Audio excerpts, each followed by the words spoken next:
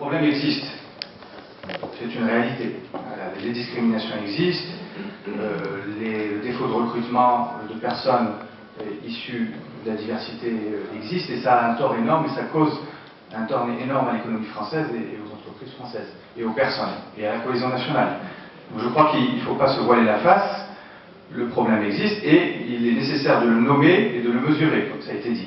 Je crois qu'on doit avancer, tous ensemble, si on doit constituer une force et un réseau, c'est vraiment pour dire, soyons en mesure de mesurer ce problème, de l'identifier, pour le faire disparaître, se donner les moyens de le faire disparaître. Parce que notre objectif, c'est pas d'avoir des quotas ethniques, c'est pas d'avoir des Arabes, des Noirs, des jaunes, d'ailleurs on est sur la voie du métissage, non, c'est de faire en sorte qu'on ait une nation qui intègre toutes ses composantes, une nation plurielle et qui respecte tous ses enfants. Donc on progresse sur la question, c'est aussi ce qui est apparu aujourd'hui. On a des réussites qui ont été nommées, citées. Il reste qu'il y a des problèmes. On nous a cité le problème du plafond de verre, trop peu de représentants de cette élite, de cette diversité au niveau des élites.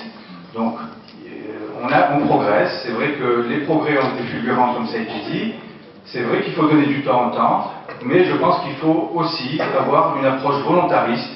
Il faut se donner les moyens de régler ce problème. On a énoncé certaines solutions, et je retiendrai ce qu'a dit Madame, ayons une approche positive sur cette question, et voilà, et je pense que gardons toute cette énergie et faisons en sorte qu'elle se transmette à nos décideurs, et que la France aille de l'avant en intégrant tous ses enfants demain. Merci pour votre présence. Merci.